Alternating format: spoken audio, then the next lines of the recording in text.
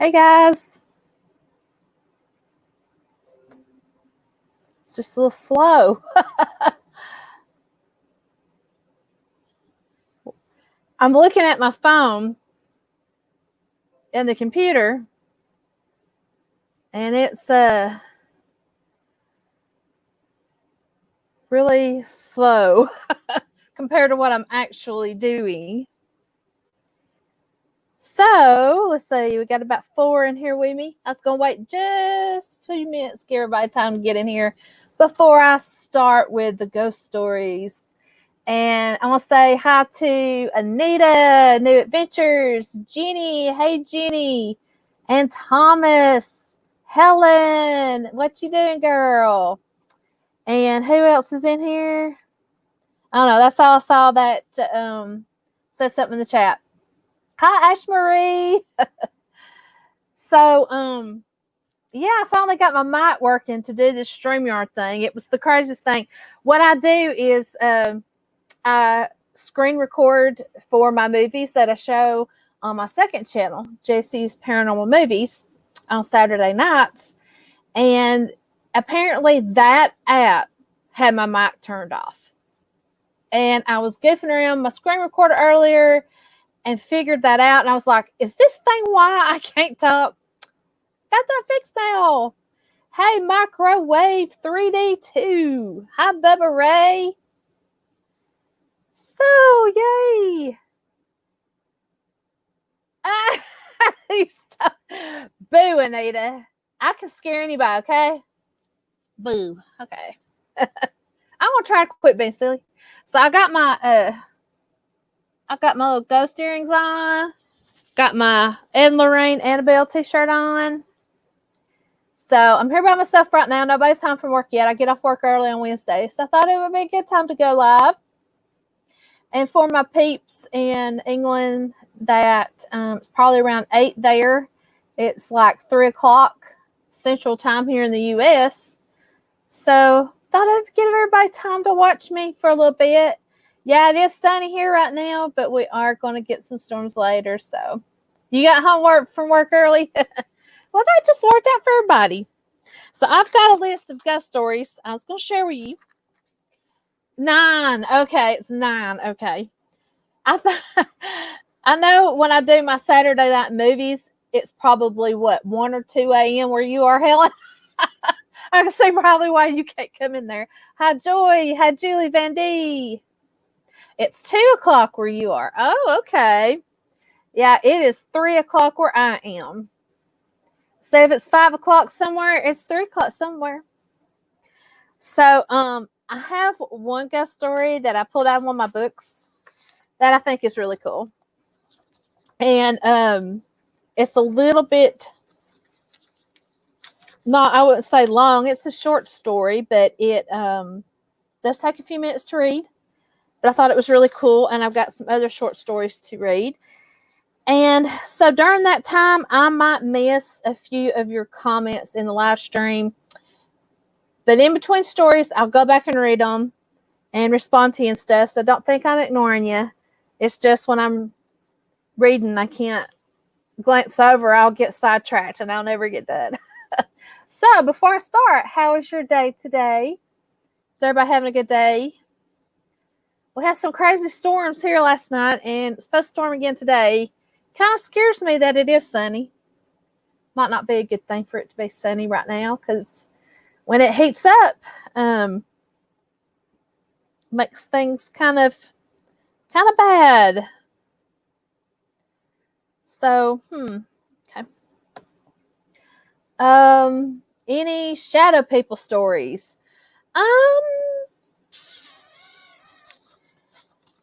I don't know if it necessarily be shadow people. I do have some classic ghost stories. One about ghosts, maybe a banshee thrown in there. A few other things. This one here is concerning a seance and a ghost that comes through that I'm fixing to read.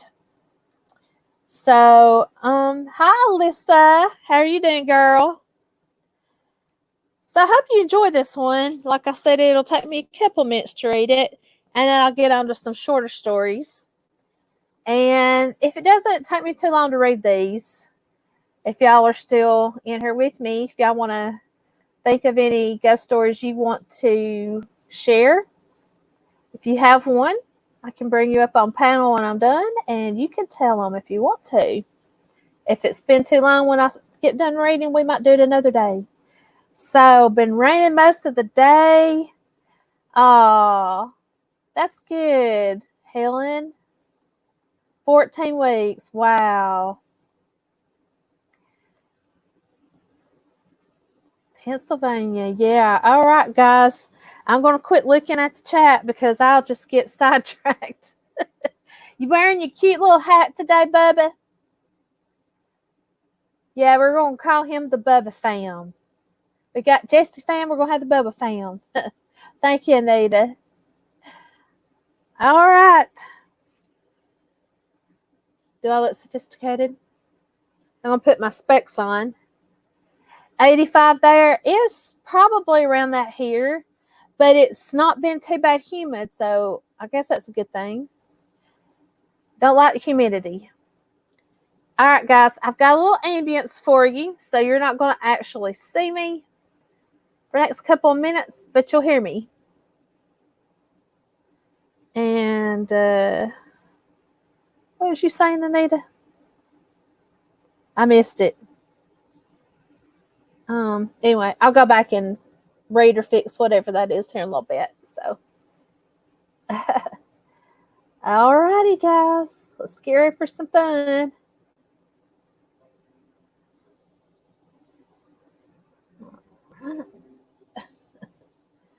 Okay, I'll get you fixed there, Anita. Okay. Alrighty.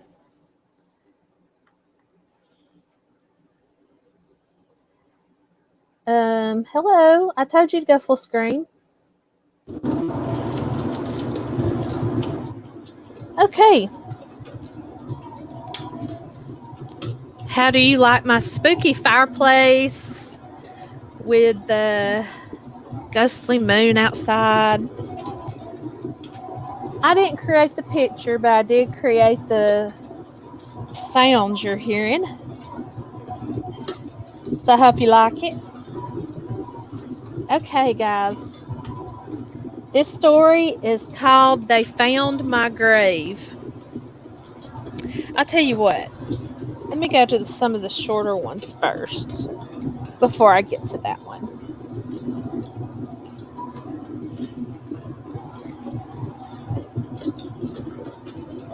Let me start with...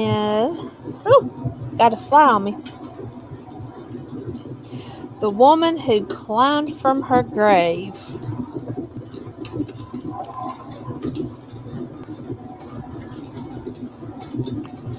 Some years ago, a woman died in a little town in Austria. Her name was Mrs. Zeller. An aging widow who lived with her daughter and family. Mrs. Zeller had passed away rather suddenly, and after the usual mourning period, her body was buried in the village churchyard. The funeral itself was very elaborate and took place with great ceremony, for she had been an important woman in her town. Her family arrayed her in the finest clothes and placed on one of her fingers a beautiful diamond ring she had prized very highly during her life. That night after the funeral, one of the undertaker's men, having noticed the ring, made up his mind to rob the grave. After midnight, when it was dark and quiet, he took the necessary tools, sneaked into the cemetery, and began digging up the newly made grave by the light of the dim hooded lantern. When he finally struck the coffin, he removed the lid at once. Suddenly, the corpse began to stir. Wild with terror, the would-be thief fled from the grave as its moaning occupant sat up stiffly and began to climb painfully out of the grave. Little did the man know that the terrible crime he had planned of robbing the dead would be a blessing in disguise, for Mrs. Zeller had fallen into a death-like trance and had been mistakenly buried alive. Alone in the dark, the poor woman managed to pull herself up to the surface of the ground. Then she walked all the way home in her shroud and rang the front doorbell of her house. You can imagine how horrified her family must have felt when they opened the door and saw her standing there. Fortunately, they realized what had happened and did not think they were being haunted. Mrs. Zeller recovered and lived many years after her escape from the grave. Now, you may find this story hard to believe, but to be quite honest with you, they are lots of stories about people rising from the grave like that. They have in St. Augustine, there's a story about a woman that was buried out there, and she was hastily buried by a husband who didn't love her, but, wanted to possess her, I guess, more than anything. Well, there was a man that actually really did love her,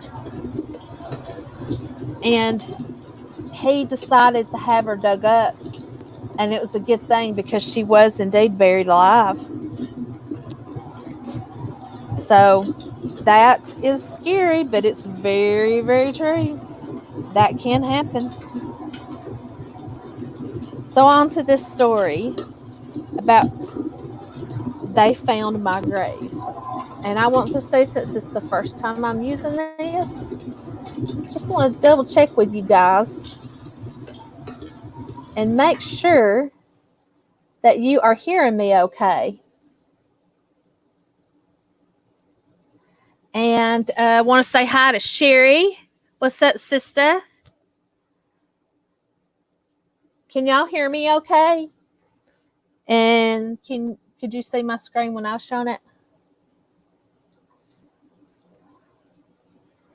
Y'all can hear me? Oh, okay, good. Thanks, Thomas. I wanted to make sure because, it's my first time doing it.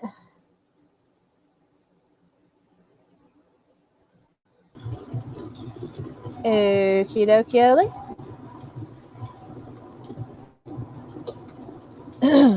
So I'm trying this too. I don't like that. Y'all can't see that too good. So I'm sort of doing this as a test run too for future broadcasts as well. All right. I'm just going to show you full screen again like we've been doing.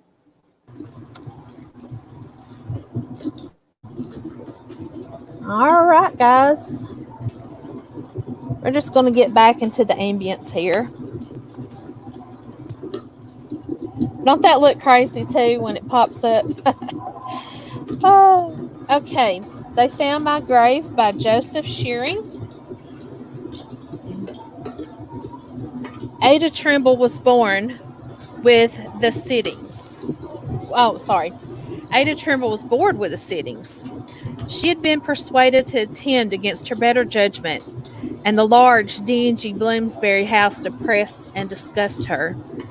The atmosphere did not seem to her in the least spiritual, and was always tainted with the smell of stale frying.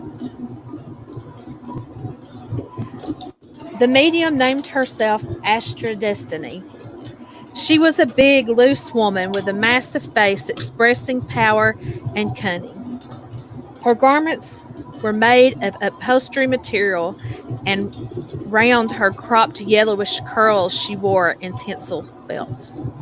Her fat feet bulged through the straps of cheap gilt shoes.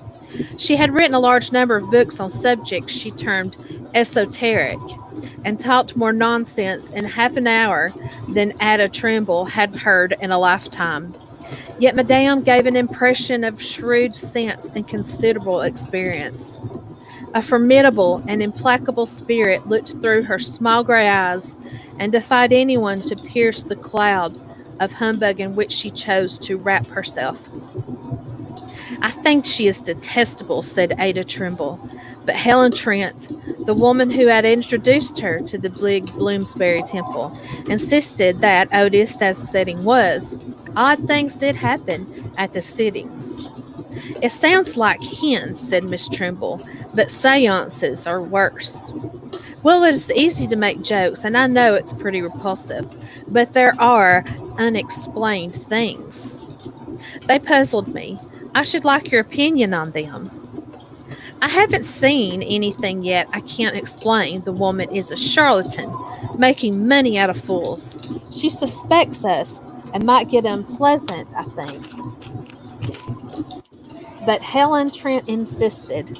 Well, if you've been getting as often as I have, nothing carefully as I've been noticing.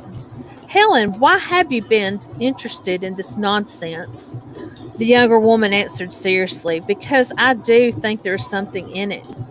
Ada Trimble respected her friend's judgment. They were both intelligent, middle-aged, cheerful, and independent in the sense that they had unearned incomes. Miss Trimble enjoyed every moment of her life and therefore grudged those spent in going from her Knightsbridge flat to the grubby Bloomsbury Temple.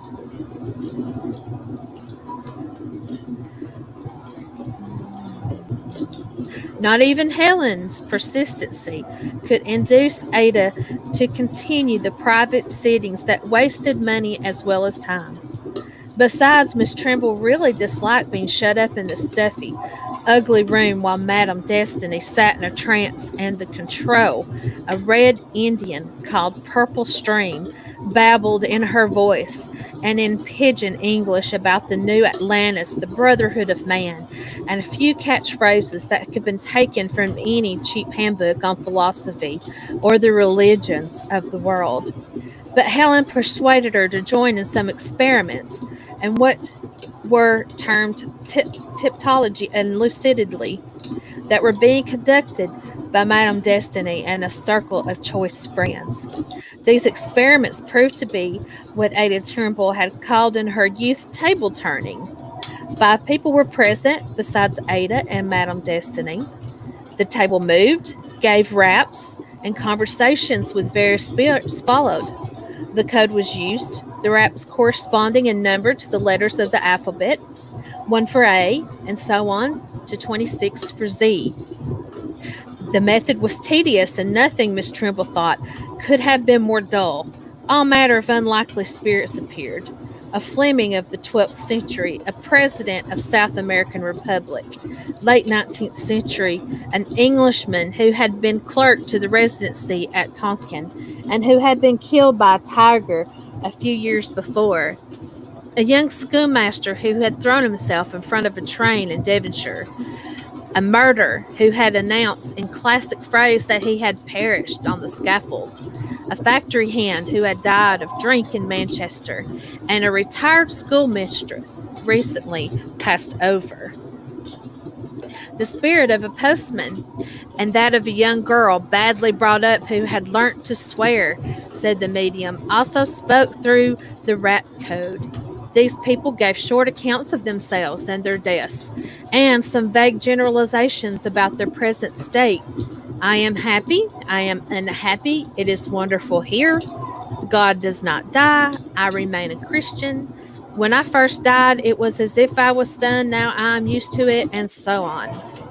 They were never asked about the future, who would win the Derby, the results of the next election, or anything of that kind. It wouldn't be fair, smiled Madame Destiny. Besides, they probably don't know. The more important spirits were quickly identified by references to the Dictionary of National Biography for the English celebrities and Larousse for the foreign. The temple provided spotted editions of each work.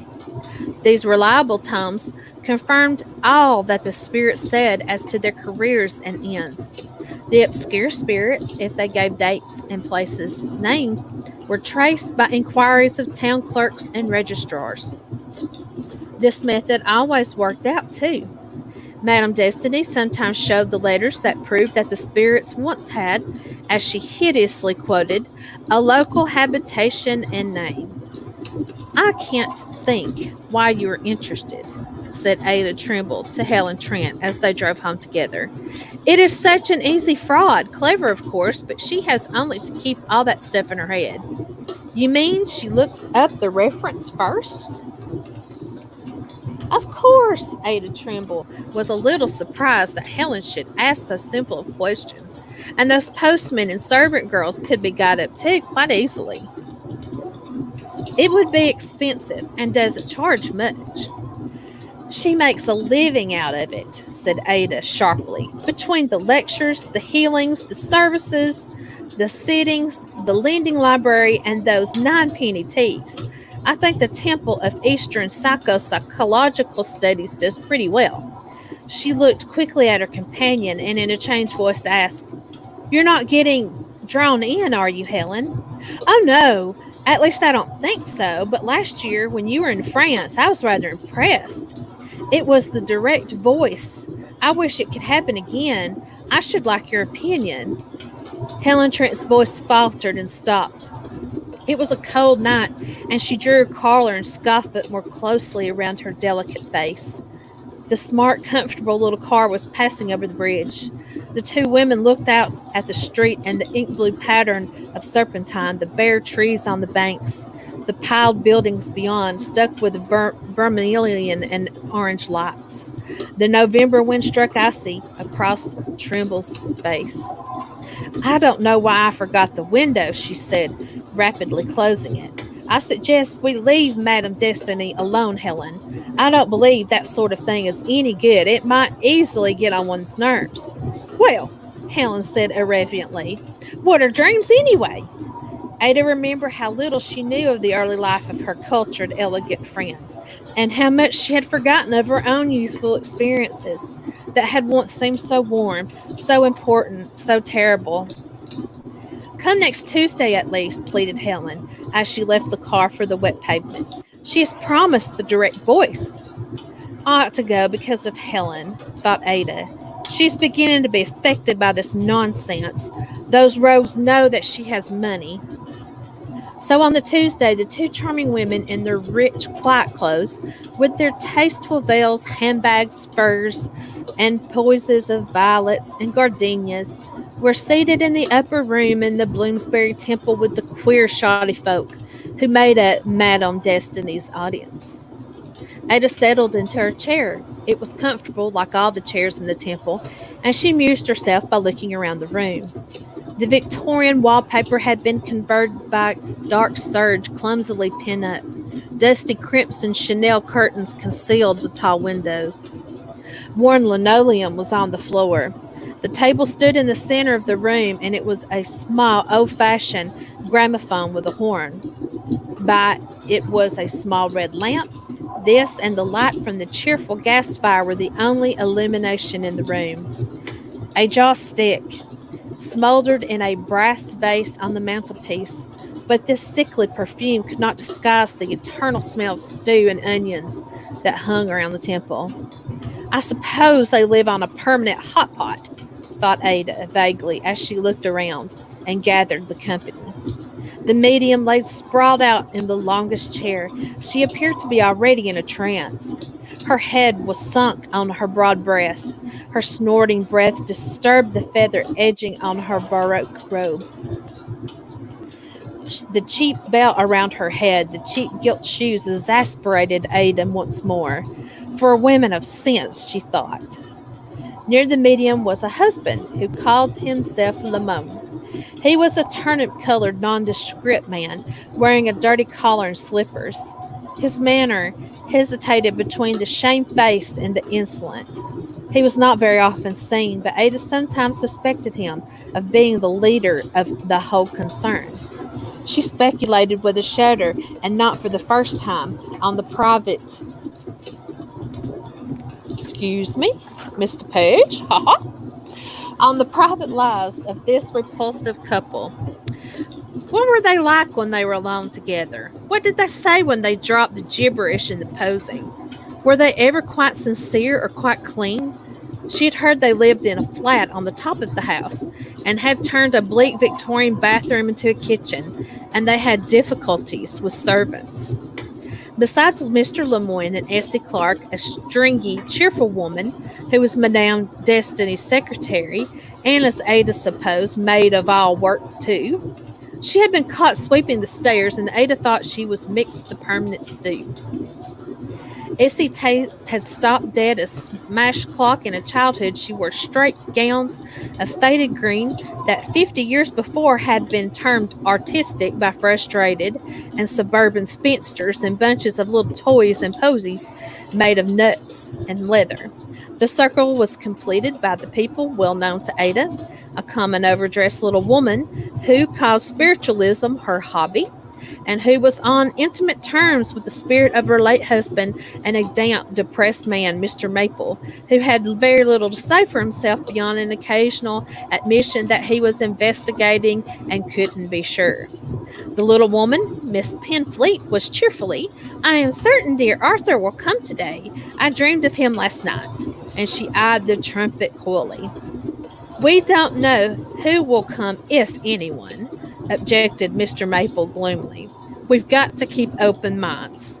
Mr. Lemoyne begged for silence, and Miss Clark put on a disc that played Rock of Ages. Ada's mind flashed to the consumptive Calvinist who had written that hymn. She felt slightly sick and glanced at Helen, dreamy, elegant, sunk in her black velvet chair. Ada looked at the trumpet, at the medium, and whispered ventriloquism as she bent to drop and pick up her handkerchief. But Helen whispered back, "Wait." Essie Clark took off the sack record and returned to her chair with a smile of pleased expectancy. It was all a day's work for her, like cheapening the food off the barrows at the Pordello Road. Ada kept her glance from the fire and lamp least comfortable and drowsy as she was. She should be hypnotized with delusions, though I don't think it likely here, she said to herself, in these sordid surroundings. There was a pause. The obvious dramatic music prelude to the drama. Madame Destiny appeared to be unconscious. Ada thought there ought to be a doctor here to make sure. A humming sound came from the painted horn that had curled back petals like a metallic flower. "Arthur!" came from Miss Penfleet, and "Hush!" from Mr. Maple. Ada felt dull and party to a cheap, ignoble fraud. How dare they, she thought indignantly, fool with such things, supposing one of the dead did return. The gramophone was making incoherent noises, hummings, and sighings. "The psychic force is manifest," whispered Mr. Lemoyne reverently in familiar phrase. There was another pause. Ada's attention wandered to obtrusive details. The pattern of the braid encircling Madame Destiny's bent head, a dull yellow in the lamp's red glow, and the firmness with which her podgy fingers gripped pad and pencil, even though she was supposed to be in a state of trance. Suddenly, a deep masculine voice said, "Pectus qui intelligent super ignum e pauperum." Ada was utterly startled. She felt as if another personality was in the room. She sat forward and looked around. She felt Helen's cold fingers clutch hers. She had not more than half understood the Latin, nor, it seemed, had anyone else. Only Mr. Lemoyne remained cool, almost indifferent. Leaning forward, he addressed the gramophone. "This is a proverb or quotation?" The deeper voice replied, "It is my epitaph." "It is perhaps on your tomb?" asked Mr. Lemoyne gently. "Yes." "Where is your tomb?" "I do not choose to disclose." The voice was speaking with a marked accent. It now added in French. "Is there no one here that speaks my language?" "Yes," said Ada, almost without her own volition. French was very familiar to her, and she could not disregard the direct appeal. "Ah, bien." The voice, which had always been arrogant, scornful tone, seemed gratified, and ran on at once in French. "I have a very fine tomb, a monument, I should say, shaded with chestnut trees. Every year on my anniversary, it is covered with wreaths. Who are you? Asked Ada faintly, but Mr. Lemoyne gently interposed. As the other members of our circle don't speak French, he told the gramophone, will you talk in English? Any language is easy to me, boasted the voice in English, but I prefer my own tongue. Thank you, said Mr. Lemoyne. The lady asked you who you were. Will you tell us? Gabriel Letourneau. Would you translate your epitaph? Blessed is he who understands the poor and has pity on the unfortunate. What were you? Many things. When did you die? 100 years ago, May the 12th, 1837. Will you tell us something more about yourself? The voice was harsh and scornful. It would take a long time to relate my exploits. I was a professor, a peer, a philosopher, a man of action. I have left my many works behind me. Please give me the titles. Mr. Lemoyne, who had always been so effaced and who looked so incompetent, was proving himself cool and skillful at this question and answer with the voice. There are too many. You had pupils? Many famous men. Will you give the names? You continually ask me to break your rules, scolded the voice. What rules? The rules spirits have to obey. You are Christian? I have never been ashamed to call myself so. Where in the Gospels is the rule of which you speak? Asked Mr. Lemoyne sharply. There are special rules for spirits? Yes. So the dialogue went on, more or less in orthodox lines, but Ada was held and fascinated by the quality and accent of the voice. It was rough, harsh, intensely masculine, with a definite foreign accent. The tone was boastful and arrogant to an insufferable extent. Ada detested this pompous, insistent personality. She felt odd, a little dazed, a little confused. The orange glow of the gas fire, the red glow of the lamp on the metallic gleams on the horn fused into the fiery pattern before her eyes. She felt as if she were being drawn into a void in which nothing existed but the voice. Even Mr. Lemoyne's thin tones, faintly questioning, seemed a very long way off, a thread of sound compared to the deep boom of the voice. The conversation was like a ball being deftly thrown to and fro. Mr. Lemoyne asked, What do you understand by faith? And the voice, steadily rising to a roar, replied, The faith is taught by the gospel. Does not the gospel contain moral precepts rather than dogma? Why that remark? Because narrow or puerile practices have been built on these bases. A clear conscience sees further than practices. I see that you are a believer, said Mr. Lemoyne placidly. What is your present situation? Explain, shouted the voice. Are you in heaven, hell, or purgatory? Rapped out Mr. Lemoyne. I am in heaven. How is that you are in heaven and here at the same time? You are a fool, the voice stridently. Visit my grave and you will understand more about me. Once more, where is your grave? The horn gave a groan of derision and was silent. Mr. Lemoyne repeated his questions. There was no answer. He then wiped his forehead and turned to his wife, who was heaving back to consciousness.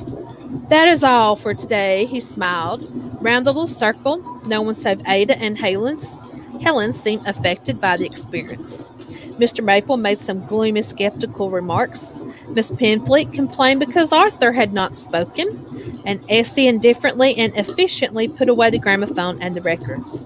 When the red lamp was extinguished and the light switched on, Ada looked at Madame Destiny, who was rubbing her eyes and smiling with an exasperating, shrewd blandness. It was Gabriel Letourneau, her husband told her mildly. You remember I told you he came some months ago. He glanced at Ada. The medium never knows what spirit speaks. Ada glanced at Helen, who sat quiet and downcast, then mechanically gathered up her gloves and handbag. Did you find this person in LaRouche? She asked. No, we tried our other sources too, but never could discover anything. Very likely he is a liar. Quite a number of them are, you know. I always ask him the same questions, but as you heard, there's no satisfaction to be got. He always boasts so, complained Mr. Marple, and particularly about his grave. Oh, smiled Mr. Lemoyne, rising to indicate that the sitting was at an end. He is a common type of snob. When he was alive, he boasted about his distinctions, visits to court, and so on. Now he's dead and boasts of having seen God, being in heaven, and the marvels of his grave. When they were out the windswept evening, Helen clasped Ada's arm. Now what do you make of that? Ventriloquism? It is a personality. It is odd, certainly. I was watching the woman. Her lips didn't move, save for snorting and groaning now and then. Oh, I dare say it could be done, said Helen impatiently. But I don't think it's a trick. I can't feel that it is, can you? That is what I wanted you to hear. There have been other queer things, but this is the queerest. What do you think? Oh, Helen, dear, I don't know. I never thought that I could be moved by anything like this. That is it, isn't it? Interrupted Helen, clinging to her as they passed along the cold street. Moved, and by what? Intense dislike. The man is loathsome. There, you said man. It was a voice only. Oh, Helen. They walked in silence to the waiting car and went inside, began to talk again in low tones, pressed together. No, there was no explanation possible. Any attempt at one landed you in a bog of difficulties. He spoke to me, sighed Ada, and you know that how he forgot he wasn't there? I wish that I could have gone on talking to him. I feel like I should have been sufficiently insistent. To what, Ada? To make him say something definite about himself. It's crazy, Ada. It lets loose all kinds of dreadful thoughts. He might be here now, riding with us. Well, he can't talk without the trumpet. Then both women laughed uneasily. My dear, we are getting foolish, said Helen. And Ada answered, yes, foolish either way to talk of it all when we think it was a fraud, and more serious if we don't think it's a fraud. But as people usually will when in this kind of dilemma, they compromised. They discussed the thing and decided to put it to the test once again. They became frequent visitors to the Bloomsbury Temple and began to pay to have private sittings with the direct voice. Busy as they were, Madame Destiny and Mr. Lemoyne fitted a good number of these, and a harsh voice that called itself Gabriel usually spoke, though there were an annoying occasion when Parisian sages, Polish revolutionaries, and feeble-minded girls of unknown nationality insisted on expounding colorless views. By the spring, the personality of Gabriel Letourneau was complete to Ada and Helen. They had been able to build him up, partly from the details he had supplied himself, partly of their own uneasy imaginations. He had been, or was now, but they dared not speculate on his present shape. A tall, dark, gaunt Frenchman with side whiskers and a blue chin, the kind of brown eyes known as piercing, and a fanatical, grim expression. Ada had often spoken to him in French, but she could never penetrate his identity. A professor, a peer in the reign of Louis Philippe, it was impossible for her to attempt to trace so elusive a person. At first, she did not try. She told herself she had other things to do, and she tried to keep the thing out of her mind, or at least keep it reduced to proper proportions. But this soon proved impossible, and sensible, charming, broad-minded Ada had at length found herself in the grip of an obsession. The voice and her hatred of the voice, it was useless for her to tell herself, and she frequently did, that the voice was only that of the woman who called herself Austra Destiny, and not a personality at all. This was hopeless. She believed in Gabriel Letourneau. He had, she was sure, a bad effect on her character and that of Helen, but opposite effects, whereas Helen became limp, distracted, nervous, and talked vaguely of being haunted. Ada felt as if active evil was clouding her soul. Why should she hate the voice? She had always been afraid of hatred. She knew the person who hates, not the person who is hated, is the one who is destroyed. When she disliked a person or thing, she had always avoided it, making exceptions only in the cases of cruelty and fanaticism. There she had allowed hate to impel her to exertion foreign to her reserved nature. And now there was hatred of Gabriel possessing her like a poison. He hated her too. When she spoke to him, he told her in his rapid French breath that Helen could not follow. His scornful opinion of her, he called her an aging woman, and he said she was pretentious, facile, and silly little atheist while I am in heaven. He made acid comments on her carefully chosen clothes, on her charmingly arranged hair, her little armroy of wit and culture, on her delicate illusions and vague romantic hopes. She felt stripped and defaced after one of these dialogues in which she could not hold her own. Sometimes she tried to shake herself out of this nonsense. She would look sharply at the entranced medium. Ada had never made the mistake of undervaluing the intelligence of Destiny, and surely the conversation of Gabriel was flavored with feminine malice. Out of the street with Helen, she would say, "We are really fools. It is only an out-of-date gramophone." "Is it?" asked Helen bleakly. "And ventriloquism?" Then she added, "Where does she, that awful woman, get that French fluid accent?" "Oh, when you begin asking questions," cried Ada. She examined the subject from all angles. She went to people who she thought ought to know, but she could get no satisfaction. It was a matter on which the wisest said the least. "If only he wouldn't keep boasting," she complained to Helen. "His grave, that now. He says it's a marvelous monument and that people keep putting wreaths on it and they make pilgrimages to it. And Helen, why should I mind? I ought to be pleased that he has the satisfaction, or at least be indifferent, but I'm not." "He's been hateful to you, to us," said Helen. "I loathe him too. Let's try to get away from him." "I can't." Helen went. She drifted out of Ayla's life without a shivering reluctance to leave her, but with a definite inability to face a situation created by Gabriel. She wrote from Cairo and presently did not write at all. Ada, left alone in her obsession, no longer struggled against it. She pitied herself deliberately against the voice. Sometimes as she came and went in the Bloomsbury Temple, she would catch a glint in the dull of her eyes of Mr. Lemoyne, or the flinty eyes of Madame Destiny, that made her reflect on how many guineas she had paid them. But even these flashes of conviction that she was being the worst type of fool did not save her. She had reached the point where she had reigned to give them her fortune. In September, she went to France. Countless friends helped her to search archives, but there was no member of the Chamber of Peers under Louis Philippe named Letourneau. She wrote to the keepers of the famous cemeteries. She visited these repulsive places herself. There were Letourneaus, not a few, but none with a pre-name of Gabriel, or with the inscription quoted by the voice. Nor was there anywhere an imposing monument covered with wreaths and visited by pilgrims to a professor who had died in 1837. "Fraud," she kept telling herself. "That wretched couple just practiced a very clever fraud on me, but why? What an odd personality for people like that to invent. And the deep masculine voice, and that enigmatic French. Clever is hardly the word. I suppose they got that data from Larousse." The courteous friends helped her to make inquiries at the Sorbonne. No professors of that name there, or at any of the big universities. Ada believed that she was relieved from her burden of credulity and hate. Perhaps if she kept away from the temple, the thing would pass out of her mind. She was in this mood when she received an answer to a letter she had written to the keeper of the cemetery at Sceaux.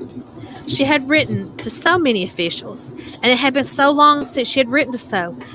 and she had such little expectation of any result from her inquiries that she scarcely took much interest in opening the letter. It read thus: Madame, in reply to your letter of November 30th, I have the honor to inform you that I've made a search for the Laterno tomb, which fortunately I found, and have copied the epitaph cut on that tomb. Gabriel Laterno, man of letters, died at Sceaux, June 10th, 1858. Beato qui intelligent super ignum et pauperum. This neglected grave was in miserable condition, covered by weeds. In order to send you the above information, it was necessary to undertake cleaning that occupied an hour, and this merely on the portion that bears the inscription. According to the register, this Laterno was a poor tutor. His eccentric habits are still remembered in the quarter where he lived. He has become a legend, and he boasts, like Gabriel Laterno, is often said of a braggart. He has left no descendants, and no one has visited his grave. He left a small sum of money to pay for the epitaph. Signed Robert, keeper of the cemetery at Sceaux, 231, Rue Louis Le Grand. Ada went at once to Sceaux. She arrived there on a day of chill small rain, similar to that on which she had first heard the voice in Bloomsbury Temple. There was a large black cemetery, a row of bare chestnut trees overlooking the walls, an ornate grave. The conscientious keeper, M. Robert, conducted her to the abandoned grave of the corner of the large graveyard. The rotting, dank rubbish of last year's weeds had been cut away above the inscription that Ada had first heard in the temple a year ago. She gazed and went away full of strange terror. What was the solution of this miserable problem? There are many ways in which Le Monde may have chanced upon to hear of the poor tutor of Sceaux. How had they come to know of the epitaph? For years, concealed behind ivy, bramble, and moss. M. Robert, who was so evidently honest, declared that he never remembered anyone making inquiries about the Laterno grave, and he had been years in this post. He doubted, he said, whether even the people to whom the name of the eccentric was a proverb knew of the existence of his grave. Then the shuffling of the dates, 1858 instead of 37. The lies about the state of the grave and the position that Laterno had held with his whole life. Ada had a sickly qualm when she reflected how this fitted in with the character she had been given of a slightly unhinged braggart with egomania, a peerage in the Sorbonne, the monument, all lies. Ada returned to England and asked Madame Destiny to arrange another sitting for her with a direct voice. She also asked for as large a circle possible to be invited, all the people who had ever heard of Gabriel Laterno. Oh, that will be a large number, said Madame Destiny quickly. He is one of the spirits who visits us most frequently. Never mind the large room, please, and I will pay for all expenses. I think I have found out something about that gentleman. How interesting, said Madame with a civil blankness. Can she possibly know where I've been, thought Ada, but it seemed absurd to suppose that this hard-up couple, existing by shifts, should have the means to employ spies and detectives. The meeting was arranged, and as all the seats were free, the room was full. The gramophone was on a raised platform. It was placed on a table beside which sat Madame Destiny to the right, her husband to the left. The red lamp was in place. A dark curtain, badly pinned up, formed the backcloth. Save for the gas fire, the room, a very large Victorian salon, was darkness. Ada sat on one of the bentwood chairs in the front row. He won't come, she thought. I shall never hear the voice again, and the whole absurdity will be over. But the medium was no sooner twitching in a trance than the voice came rushing from the tin horn. It spoke directly to Ada, and she felt her heart cleave with horror as she heard the cringing tone. Good evening, madame, and how charming you are tonight. Your travels have improved you. You recall my little jokes, my quips, only to test your wit, dear lady. I have always admired you so much. Ada could not reply. This one thought beat in her mind, half paralyzing her. He knows what I found out, and he's trying to flatter me so I don't give him away. The voice's opening remarks had been in French, and for this, Mr. Lemoyne called him to order. The usual verbal duel followed, Lemoyne pressing the spirit to give proof of his identity, the spirit arrogantly defending his secrets. The audience had heard this pairing between Lemoyne and Letourneau before so often was not interested, and Ada did not hear anything. She was fiercely concerned with her own terror and bewilderment. Then the voice, impatiently breaking off the bitter sparring, addressed her directly in oily, flattering accents. What a pleasure that we meet again. How charming to see you here. The time has been very long since I saw you last. Ada roused herself. She began to speak in a thick voice that she could scarcely have recognized as her own. Yes, one is drawn to what one dislikes as surely as towards what one hates. I've been too much concerned with you, and I hope now that I shall be free. Miss Trimble, protested Mr. Lemoyne. There are others present. Pray speak in English. I think you said you had been able to identify the spirit quite precisely. In French, the gramophone harshly whispered, Take care. Well, said Mr. Lemoyne briskly, this lady says she found your grave. What have you to say about that? I beg the lady not to talk any more of my private affairs. The voice and accent were alike thick with agitation, perhaps despair.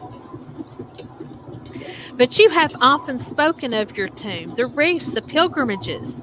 You have talked of your peerage, your professorship, your pupils. As you would never give us corroborative details, this lady took the trouble to find them. Let her give them, said the voice, when we are alone, she and I. What would be the sense of that? Demanded Mr. Lemoyne.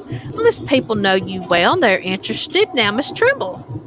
I found the grave in Sue's cemetery, began Ada. The voice interrupted her furiously. You are doing a very foolish thing. I see, said Mr. Lemoyne coolly.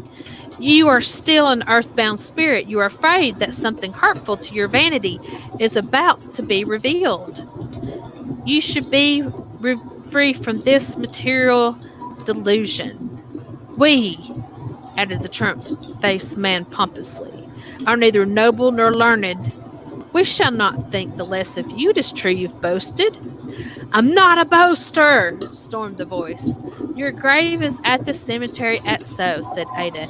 You died in 1858, not 37. You were neither peer nor professor. No one visits your grave. It's miserable, neglected, covered with weeds. It took the keeper an hour's work, even to cut away the rubbish sufficiently to see your epitaph. Now we know that, said Mr. Lemoyne. We can help you to shake off these earthly chains. These are lies. The voice rose to hum like the sound of a spinning top. Lies! No, cried Ada, you have lied. You have never seen God either. You may, suggested Lemoyne, have seen a fluid personages in bright illumination. But how can you have been sure it was God? The humming sound grew louder, then the horn flew over as it wrenched off and toppled on the table, then onto the floor. Mr. Lemoyne crossed the platform and switched on the light. An evil spirit, he said in his routine voice. Now that he has been exposed, I don't suppose he will trouble us again. And he congratulated Ada on her shrewd and careful investigations, though the stare he gave her through his glasses seemed to express a mild wonder as to why she had taken so much trouble. The meeting broke up. There was more coffee for a few chosen guests upstairs, and the room lined with books on the occult. No one seemed impressed by the meeting. They talked of other things. Only Ada was profoundly moved. This was the first time she had come to these banal coffee drinkings, hardly knowing what she did. She had come upstairs with these queer, self-possessed people who seemed to own something she had not got. They were neither obsessed nor afraid. Was she afraid? Had not Gabriel vanished forever? Had he not broken the means of communication between them? Undoubtedly, she had exorcised him. She'd be free now of this miserable, humiliating, and expensive obsession. She tried to feel triumphant, released, but her spirit would not soar. And back of her mind surged self-contempt. Why did I do it? There was no need. His lies hurt no one. To impress these people was his one pleasure. Perhaps he's in hell, and that was his one freedom from torment. But I must think sanely. This was not easy to do. She seemed to have lost all willpower, all judgment. I wish Helena did not escape. She used the last word unconsciously. Her fingers were cold and round, the thick cup. Her face in the dingy mirror above the fireplace looked blurred and odd. She tried to stare herself by staring at the complacent features of Astra Destiny, who was being distantly gracious to a circle of admirers, and then by talking commonplace to Mr. Malloy, whose indifference was certainly soothing. "Oh, yes," he said politely, "we get a good deal of that sort of thing, and malicious spirits, evil influences." "Aren't you afraid?" asked Ada. "Afraid?" asked Mr. Lemoyne, as he did not know what the word meant. "Oh, no, dear. We are quite safe. Of course, if one was afraid, if one didn't quite believe, there might be danger. Any weakness on one's own part always gives the spirits a certain power over one." All this was Ada knew merely patter. She had heard it, and similar talk often enough, never paid much attention to it. Now it seemed to trickle through her inner consciousness like a flow of icy water. Was she afraid? Did she not quite believe? Yet how could she even but think that? She must believe. Astra could not have faked Gabriel. Well, then he was a real person, a real spirit. Ada's mind was that had once been so cool and compromised, so neat and tidy, now throbbed in confusion. "Where do they go?" she asked childly. "These evil spirits, I mean, today. Will he come again?" "I don't suppose so, not here. He will try to do all he can elsewhere. Perhaps he will try to impose on other people. I'm afraid he has wasted a good deal of our time." "How can you say wasted?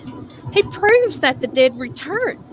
"We don't need such proof," said Mr. Lemoyne, meekly confident and palely smiling. "I had better go home now," said Ada. She longed to escape and dreaded to leave the warmth, the light, the company. Perhaps these people were protected, and so were safe from the loathed, prowling, outcast spirit. She said goodbye to Madame Destiny, who was so pleasant as usual, without being effusive, and then to the others. She could not resist saying to Essie, "Do you think I did right?" "Right?" the woman asked. "In exposing the voice, the spirit." "Oh, that, of course. You couldn't have done anything else, could you?" And Miss Clark poured her coffee and handed the cup with a tired pleasantry to the tall Indian woman, who was the only elegant person present. Ada went out to the landing. The smell of frying and stew filled the gaunt stairway. Evidently one of the transient servants was in residence. Through the half-open door behind her, Ada could hear the babble of voices. Then another voice, deep, harsh, that whispered in her ear, "Canal!" She fell forward, missed her foothold, and fell. Mr. Lemoyne, always efficient, was the first to reach the foot of the stairs. Ada Trimble had broken her neck. "Pure accident," said Astra Destiny, pale but mistress of the situation. "Everyone is a witness that she was quite alone at the time. She has been very nervous lately, and those high heels." So that was the end of that story. Did the spooky Frenchman, his ghost having been found out, his lies being sounded out to everyone, kill poor Ada? I had to look online to what he whispered to her. Canal. What that meant in French. It means vulgar, roguish, coarse, hound, skunk. So he was pretty much calling her a bitch. scared her so much she fell. Broke her poor little neck. So what do you believe? How safe do you think it is to do spiritualism or calling upon the dead? We all have to think about how we need to protect ourselves in those type of situations and maybe not piss off the dead, shall we say. Ha ha ha. Let's find you a little shorter one here. That was the long one. I won't read another one that long, I promise.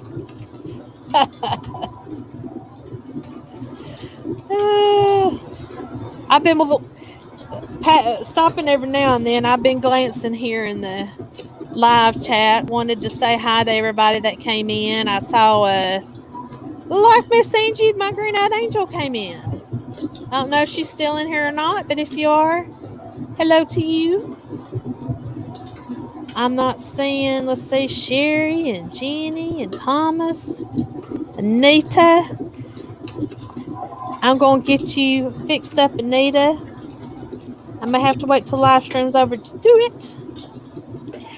But thank you to all the people that are still in here with us. So, I'm going to leave this up to you guys. Do you want me to read another story for you? Would somebody like to come up on the live panel and tell their own story?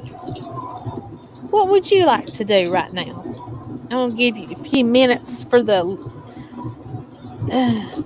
to catch up with what I'm saying. See what you guys think.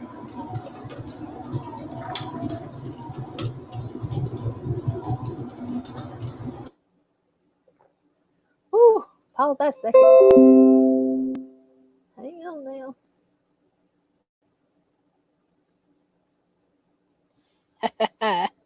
Another story, please.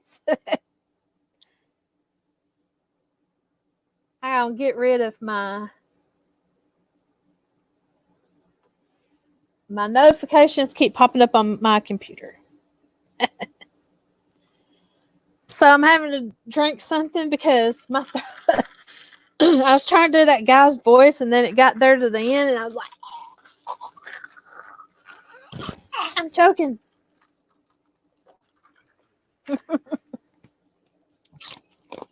Oh, did y'all see Shorty? He was up here with me when I was telling the story. Shorty, you come back up here. Let everybody see a second for a another story. Get up here. Come here. Now, Copper, can't nobody see you. You're too big. All right. Guys and ghoulies.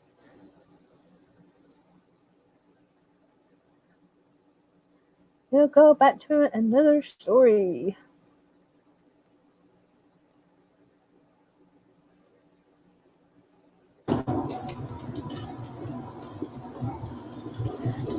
Oh.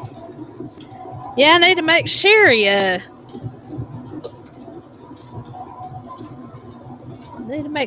a mod on here too. Okay. Oh.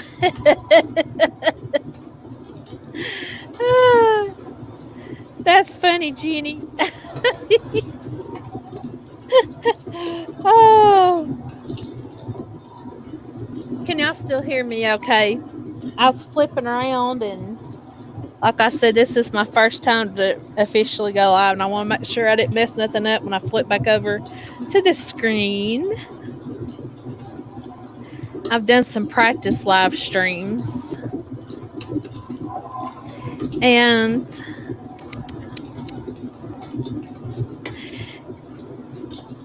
yeah, I was just reading what Thomas wrote about the special emoji. You do get the little Ghostbuster symbol by your name when you become a member, but you're also supposed to get like, I don't know, these little stickers. I don't know if you can choose between the ghost and the stickers or if you can post stickers journal. I really don't know how that works. But I did make up some stickers too on there somewhere. Let's see.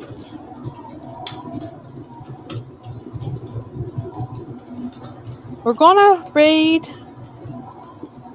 the Banshee, the Banshee whose feelings were hurt. I hope this is a good one. I just sort of glanced over it real quick.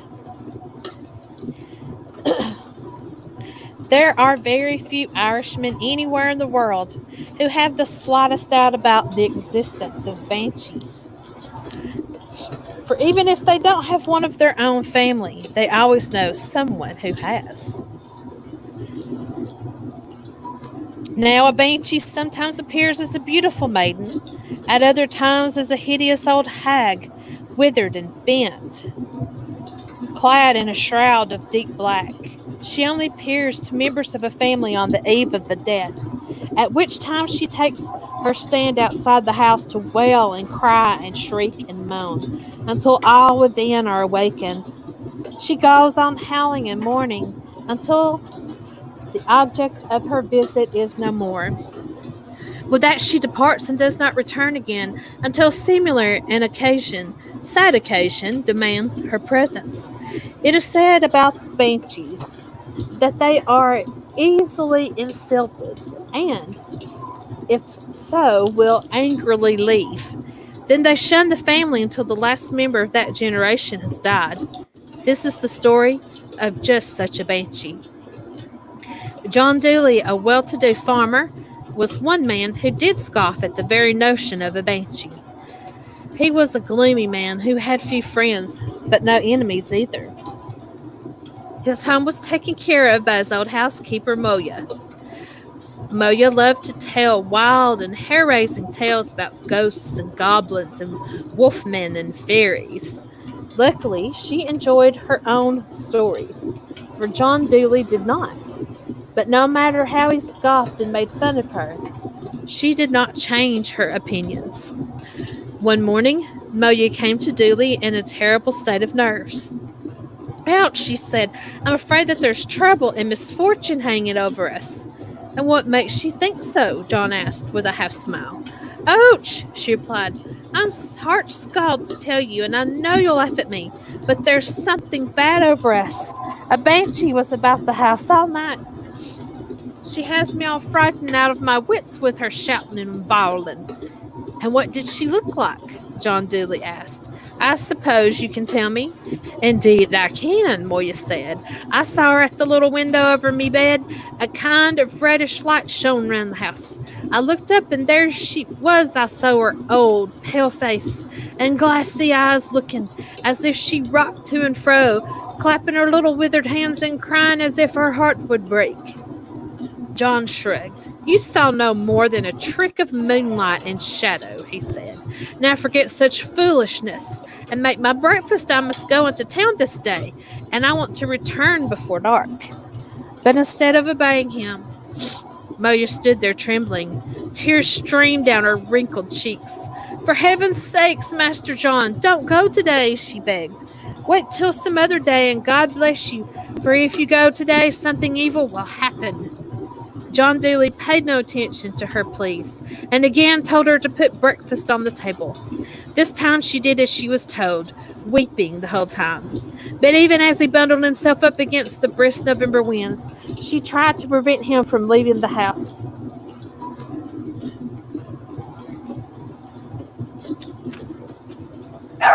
Woo! Dang!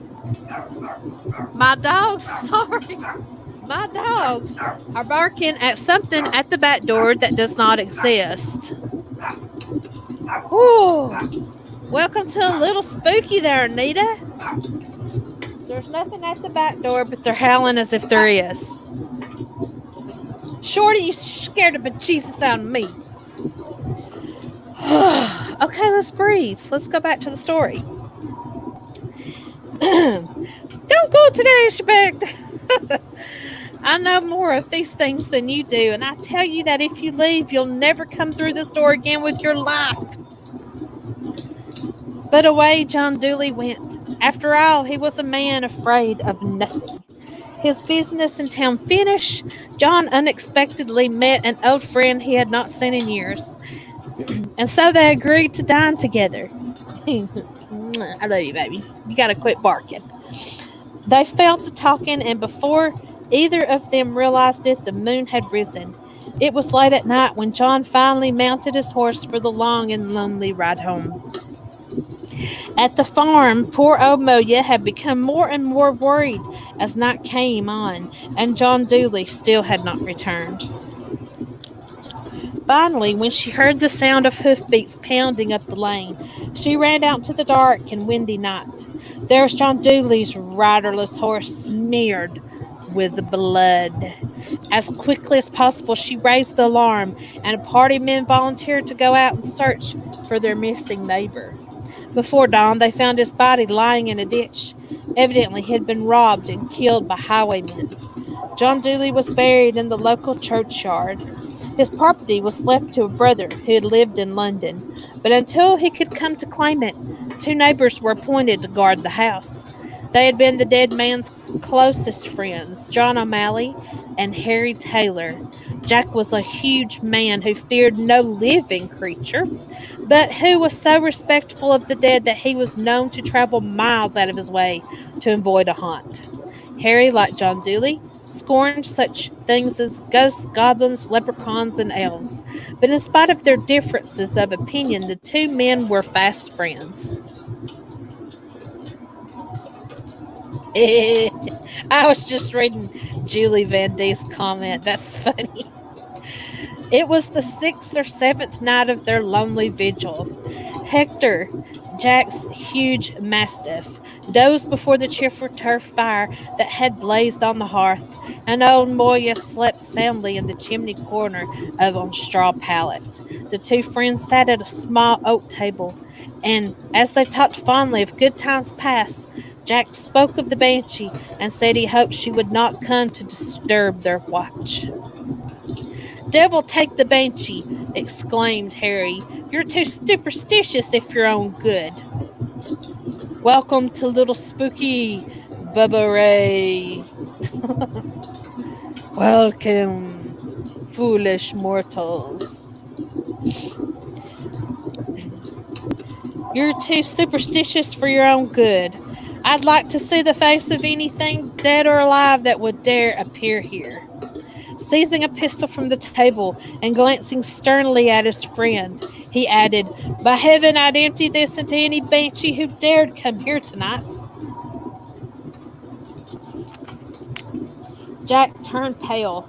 "Better for you to shoot the sheriff than to fire at the banshee." "Bah!" roared Harry. "You and your banshee." Their talk continued until the wee hours of the night, when both men became drowsy. They blew out the candle, rested their heads on a table, and caught a few winks of sleep. Soon there was no sound in the room but the ticking of the clock, the snoring of old Moya in the chimney corner. Neither knew how long they had been sleeping when they were awakened by a wild and blood-curdling shriek. It was Moya. "Oh, the banshee!" she screamed. "The banshee! Lord have mercy on us, she's back again, and I've never heard her so wild in all me days." Jack O'Malley turned pale, for he believed every word she said. Harry Taylor, on the other hand, decided there must be someone skulking outside the house. Each man, for his own reasons, listened carefully, but heard nothing. Nevertheless, they went out to search the grounds. They found nothing. Returning to the kitchen, they decided to drink the tea that Moya brewed for them. A few moments later, there was an unearthly howl. Even Harry agreed it was enough to wake the dead. "The banshee again!" cried Moya. Jack's knees turned to jelly. Harry jumped up and seized his weapon. "No, no, Harry, don't go out," said Jack. "There's nothing for us to fear in here." Keeping a firm grip on the weapon, Harry sat down again. Meanwhile, Moya dropped her knees and began praying and wailing. There was something outside, and only Harry had any doubts as to what it was. Again, the mournful cry pierced the air, only now it was louder and wilder than before. Now it came from the window, now from the door. At times it issued from the chimney, and even from the very floor beneath their feet. It rose to a fearsome yell that seemed to burst from 1,000 throats. It rose and fell like a sobbing wind. It wailed and howled like an angry demon, and for nearly a quarter of an hour the terrible voice continued to shatter the silence. Then came the heavy creaking sound of a large wagon and the thud and crunch of horses' hoofs. Then there was the sound of a powerful rushing wind. Around and round the house the sounds went, once, twice, three times. Then silence. Jack and Moya were as pale as ghosts. Even Harry was trembling. "It's the death coach," murmured Moya. "I've often heard it and seen it before." "You've actually seen it?" asked Harry. "Tell us what it's like." "Why," she answered, her voice hoarse with terror, "it's like any other coach, but twice as big, and hung over with black cloth and a black coffin on the top of it, and it's drawn by headless horses." "Heaven help us!" Jack exclaimed. "Maybe it's the Banshee coming after Moya," declared Harry, grinning and winking at Jack. "No, no," she exclaimed. "I'm not one of the family. It comes for John Dooley's brother yet to arrive from England." Suddenly, the dreadful shrieking and the awful clatter began again. "Open the door, Jack," ordered Harry. "Put Hector out. He'll scare off whatever it is." But when his master opened the door, the dog refused to go out. His hair stood up, and he trembled like a leaf, howling mournfully all the while. "You cowardly beast!" shouted Harry. He pushed the dog out into the darkness. The mastiff, with a final hideous howl, fell to the ground and lay still as if struck by a great invisible club. "That does it," said Harry, grabbing his weapon. "Follow me, Jack, and don't forget your pistols. I have a crack at this infernal demon or die trying." "I'll follow you to the death," answered Jack, "but I wouldn't fire at the Banshee for all the leprechaun's gold." It was Harry who first caught sight of the ghastly Banshee. He pulled the trigger of his pistol and blasted away in a thunderous explosion that shattered the night. An ear-splitting scream followed 10 times louder and more horrible than they had heard before.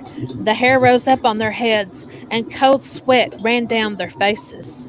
A terrible reddish-blue light shone round the house, and the death coach came back into view. It was drawn by 6 headless black horses.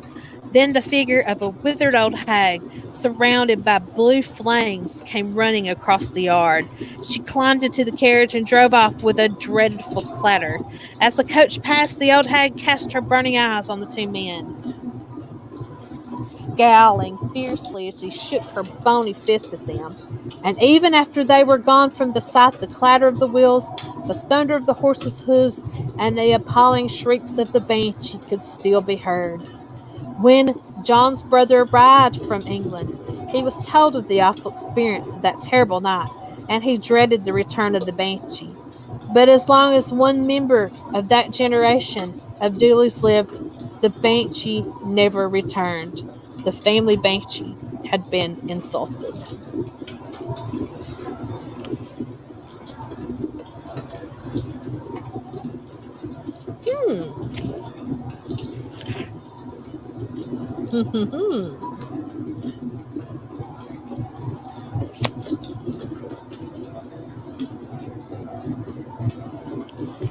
Got another short one for you.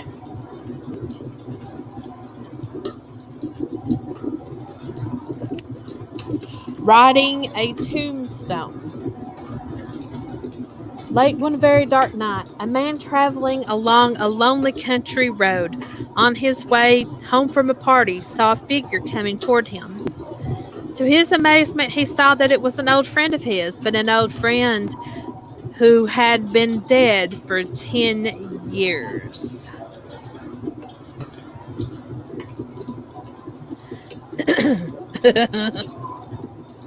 I was reading Anita's post. He was even more surprised when the dead man smiled and said, "How are you, old friend? I hope you're feeling well." "I couldn't be feeling better," answered the traveler, by now so astonished that he forgot the fact that his friend was dead. "How about you?" "I'm just fine," said the dead man. "So fine, in fact, I think you should come to my house so that we may drink to each other's health." "That's a wonderful idea," agreed the traveler. I couldn't have come up with a better suggestion myself for such a happy occasion. So arm in arm they went off until they came to a house where they entered, sat down, and talked for hours. Eventually the traveler began to yawn. Shiver me liver, he said. It's nearly daybreak. I must be off. Oh, stay a while longer, urged the dead man. Why go so early? You can sleep here if you wish. No, my friend, said the other. I simply can't stay. I've too much business to attend to. And as it is, I'll sleep away half the day. Well, if you must go, then I won't keep you, but there's no sense in your walking. Get on my horse. It will carry you home quickly and in safety. That's very kind of you, old friend. Thank you. And with that, the traveler climbed on the horse, which began galloping off with the speed of a whirlwind.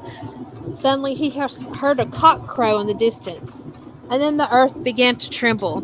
The wind began to blow, and thunderclaps rumbled across the heavens. Frightened out of his wits, the man hung on for dear life. Suddenly the rosy fingers of dawn began lighting up the sky, and he could see the countryside through which he had passed. It was awful.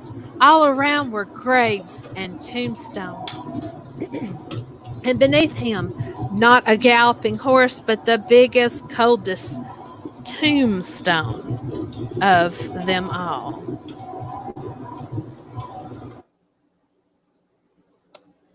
Okay, friends. I'm back on the main page. My voice, my throat's starting to hurt pretty bad. So, may have to quit telling stories for just a minute. Does anybody want to come up on the panel?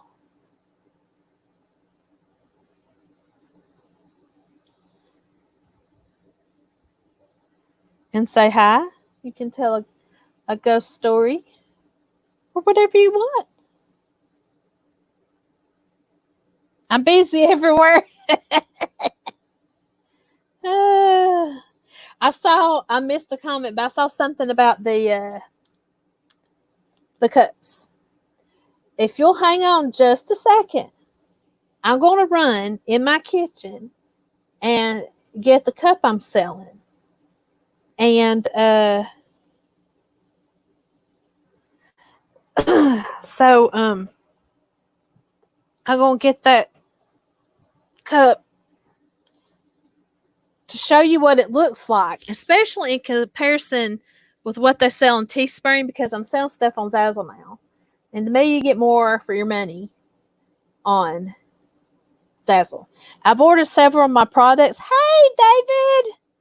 That's my little nephew in there. Well, I'm sorry, Dave. You're not little. You're a big boy. I love you, baby. I've been telling ghost stories. You can go back in a little while and see what you missed. Shorty says hi. So does Copper. Oh.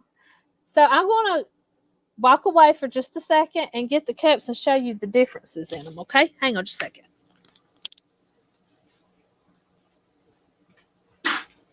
Not getting nothing from you, Shorty. Oh, my goodness.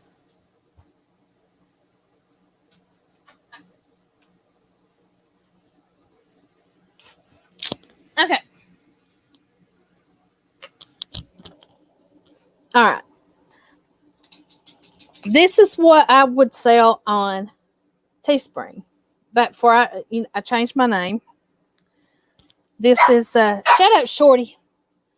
This is the Jessie's Histories and Mysteries that I used to sell. And it's hard to kind of tell a size, but it's pretty small. Hush. You can't use it for even, love you, David, baby. I don't know why I'm talking to the phone. You're up here. I love you, honey.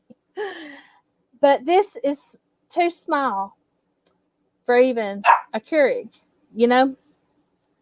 So here's the one that I did for Zazzle. Let's see. No ghost hunting before coffee. And it's It's a big, strong, you know what I mean? It's like black interior. So they're selling for about the same size this guy did on Teespring. I think you can see the difference. Look how much taller it is. You know, it's definitely bigger cup. But I like it. It's you know, this is kind of that thin. This is like that heavy stuff. And the thing I noticed, and Thomas noticed too, is you can take like some of this design, and Zazzle will let you make other things with that design if you like that design. But I've ordered the face mask. I have social distancing ghost hunting face mask on there. The shirts. The men's shirts are great. They're Gildan brand. Sizes are correct. The women's size shirts that I have on there are too small. Like, if they say a 2X, it's probably like a 1X, or, you know what I mean? It's like they're fitted. So they're kind of almost made for teenagers almost. Now, I did make one on there yesterday that is a bigger flowy shirt that might can help. And I've got to go on there and make some more designs. Yeah, and I've heard a lot about Teespring messing up, but Zazzle did mess up on one order. I had ordered me a t-shirt that I was going to wear to the dam on the 10th because it takes a few weeks to get it. And when I got it, it said something about golfing on it. It was not it was the right color. It was the right font even. But it said something about golfing. And I'm like, great. So I sent them an email yesterday or the day before yesterday. And today they just simply credited my PayPal account. They said, do what you want with the shirt. I don't even got to return it. But so that's good, I guess, that happened in a way. So I can see how they help. So if you get the wrong thing for some reason, it's a real quick fix. Hey, Kirk, how are you? But so that, you know, that's good that to find out that it is a quick fix, but now, so hi to Dave, he's watching, and everybody else. But now, Mommy ain't got a shirt to wear to the dam with her channel name on it. Tell everybody hi. Say hello, everybody. Hello, everybody. You can sit down. So that's my only issue with that. But yeah, and I'd ordered a shirt for Carissa, and I think it's going to be too small. So it's just something about the fitted shirts. Hi, Dory. The men's tees are great. They're Gildan. So if you've ever bought Gildan shirts before, you should know what size to get. So they're true. So I guess it was just, you know, the women's ones I got were fitted, and they're really too fitted. So I've got to go back in there and change the women's to something else. But like I said, I do have a shirt for, like, if you wear extra large, a 2X or something in a women's size. Okay. So Eugenie, that we can fix you up on until I get the women's sizes fixed. So I think Jeannie's fixing to come up. I have got to share that link. Go invite Miss Jenny over here. Give me just a second. You might see me clicking around. Brenda. I don't know, girl. Let's see. I think I just sent it. Hang on a minute. Please close this tab. Okay.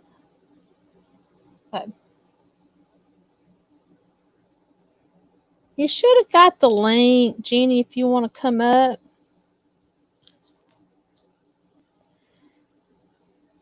I don't know. I'm going to practice on it too to see if it brings you.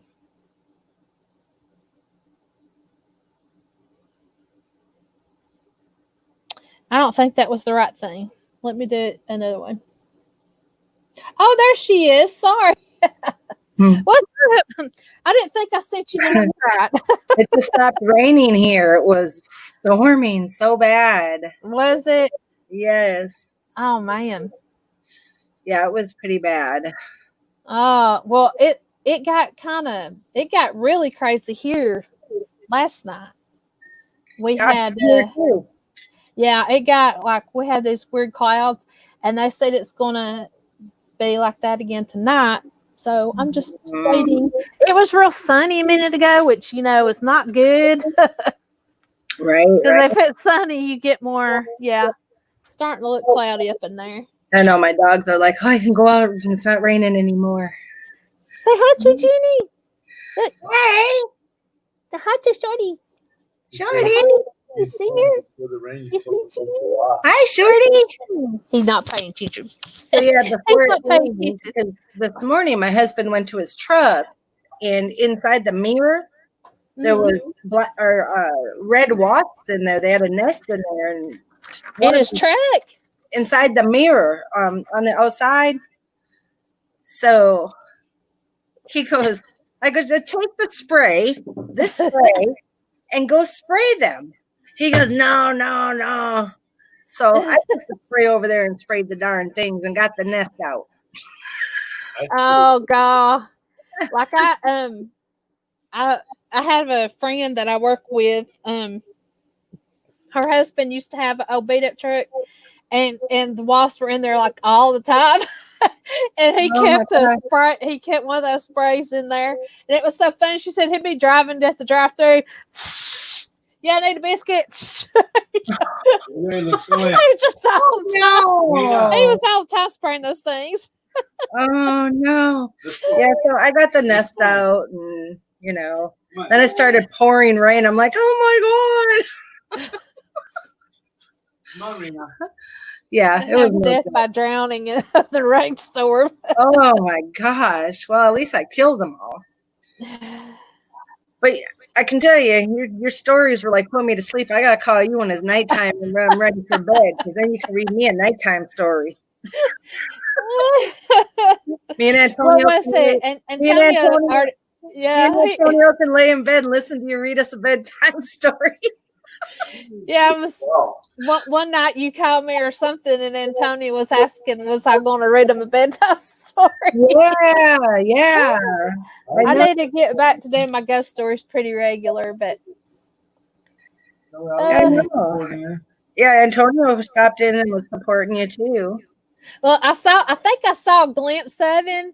So thank you, Antonio. I was like I had the live chat down here, but the only thing I could see on my screen was the big fireplace thing y'all were saying. So I would read, and then I'd glance every now and then, because if I glance, I get to, and I'm like, okay, I gotta quit looking. So I just kind of glance real quick every now and then. He said, Thomas noticed me. I thought I saw him, and then I forgot that I saw him, but yeah, I thought I saw Thomas say something to him. Yeah. I gotta get something other than Teespring too, because I don't know. Teespring's kind of that you can't. You're limited to how much you can sell there, and it's based on how many YouTube subscribers you have, what you can sell. And Zazzle's completely different. You have to make your own designs, but you can make anything you want. Mm-hmm. So, and if you load up a certain design, you can allow them to make tote bags, pillows, blankets. I mean, Oh. But I don't know if you saw, I did a little video about the cup. It's only like probably not even a minute long, but there's a video where I opened it up and it was in a fancy little box and it opened up like that. And it was all wrapped up and cute. Drop it. Hang on 1 second. It's Cleo being ugly. In the house. Cleo. Yeah, she's not listening to Dad. He's telling her to drop her big toy before she goes in the house. You know how we buy them Jolly balls, you know, the big horse balls? She's trying to bring that in the house, and it's so muddy. Oh. She didn't want to drop it. She looked over at me like, Mom, I want to bring it inside. Yeah. I miss Cleo. Yeah, I'm sure she misses you too. Oh, she's my big baby. Yeah, She's my big baby when I ain't around these two monkeys. She got bigger, Jessie. She got bigger. I can't imagine that. This shorty's like all over here, like up here on me all the time, ain't you, baby? Oh, shorty. He's a cootie. And see if I can show you Copper. Oh, Copper. Copper's chilling on the couch. Copper. He says, what? He said, huh? Look at his big paws just sitting there. Oh, he's Copper. Like, I know y'all are talking about me. Oh, hey, Copper. That's funny. He just chills out. Oh my gosh. I need your help with something, but I'll like get a hold of you after. Okay. Maybe you can call me and you can maybe walk me through something. Okay. Yeah, definitely. Yeah. But dinner was good. At least I had the inside stuff cooked before my power went out because we lost power. We lost power for a good half hour, 45 minutes. That's always how it goes. It was, these trees were blowing like you would not believe. And I'm surprised we have not lost any trees this year yet. Wow. Because on trees, the roots aren't very deep. You know, they're not very deep rooted trees. Yeah. So I'm surprised we haven't lost no trees yet. Wow. This one that you see right there. Mm-hmm. That one, we have a board up there. We had 2 other boards holding it because it's kind of loose. Yeah. The other board fell when it was windy. So. Wow. But that's always the way it goes for me. Like when it starts storming, I'm right in the middle of cooking something. I'm like, dang, if I just get done with supper. I know if I can, I can have some lanterns going or something while I eat. Just let me get through making stuff. See, I would be getting off work if it was not, like Wednesdays I get off early, but normally I would be just now getting off work. So usually that's about the time if storms come, and then, and not only that, sometimes you might have to stop at the grocery store or the gas station or something on your way home. How that goes. I bought some fresh pizza tonight through 11. I said, if you don't want that, we have some leftover meatloaf. You need that. I said, because I'm going live today and I don't want to cook tonight. So I just got to throw it in. Haven't found any quarters yet. He did. Believe it or not. I meant to tell you and I forgot. He was digging the other night. Sure enough, and he went, huh? And I said, oh my God, I got to tell Jenny. So he got one. About these special quarters, guys. He got one. And and she had Kevin on a mission to find them. He had all the quarters. Yeah, he went through like $50 worth of quarters when I was on the phone with Jessie, and he got so frustrated because he couldn't find not one. Yeah, Jeannie got him on that, looking for that daggone quarter. I think he ended up finding one in the truck. Oh my God. I forgot to tell you. I said, oh my God, I got to get a hold of Jeannie. I have 2. Yeah, I think he just has one, but I don't think he has 2, but I'll have to ask him to be sure. But I know he found one. I got 2. And I put them up. I put them in a bag, and I'm not letting them get ruined or nothing. Yeah. Yeah. Nice. Oh my goodness. Yeah, definitely. I know there's a Sacagawea gold dollar too that's worth like $50,000. Well, we have some Sacagawea gold dollars. You'd have to look them up because I know there's one. Is it just certain one of them? Yeah. Yeah, because when they came out, the family was buying a whole bunch of them for the kids. Year 2000. That's probably the one I got. I don't know what the letter on it is, but it's worth $50,000. Woo! From what we looked up, yeah. I definitely have to be looking that one up. God Almighty, could you imagine if I had one? Shoot, you work at a bank. Look at all the darn coins you can just like come up with. Yeah, but I don't work in the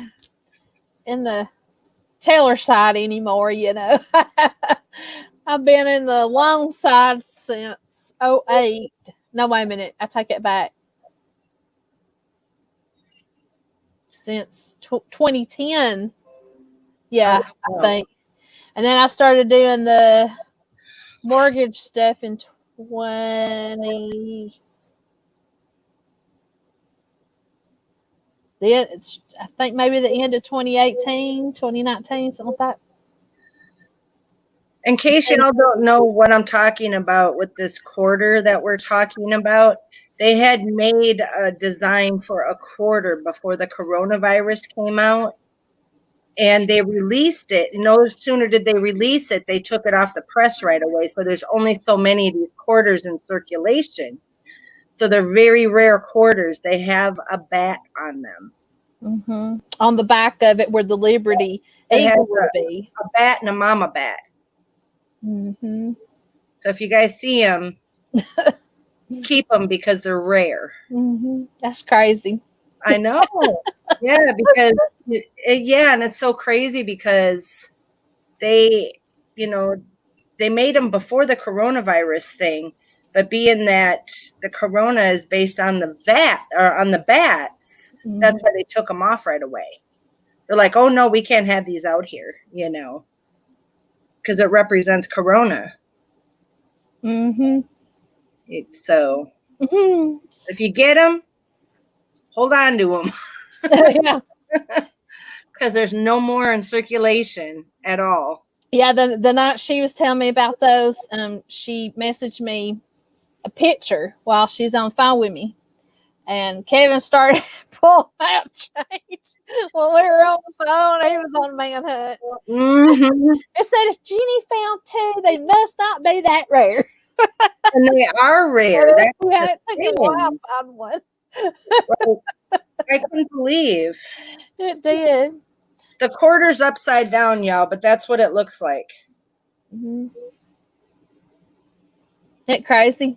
Yeah, if you get them, put them away.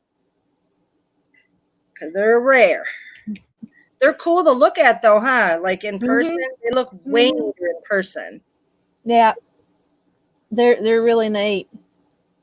Yeah. Are you going live tonight, Jeannie? I am doing a live at 9 p.m. Eastern Standard Time. 9 p.m. and 8 o'clock my time. Are you going live there at your house? Yes. So y'all join Jeannie. I am going live from 9 Eastern. Yeah, I had a battery-operated light, and it wasn't even a push light. It was one of those that you have to slide it over on and off, a little switch goes back and forth. Damn thing started blinking during one of my live streams. Ah, what did you ask questions and make it reply with the blinks? Or no, I ended up putting it away into a drawer because I'm gonna tell you what happened. I got up at like 2. It was like 2 something in the morning, and we have a half bath upstairs in our room, and went and sat on the toilet and looked over. Yeah, Kirk seen it. Yep.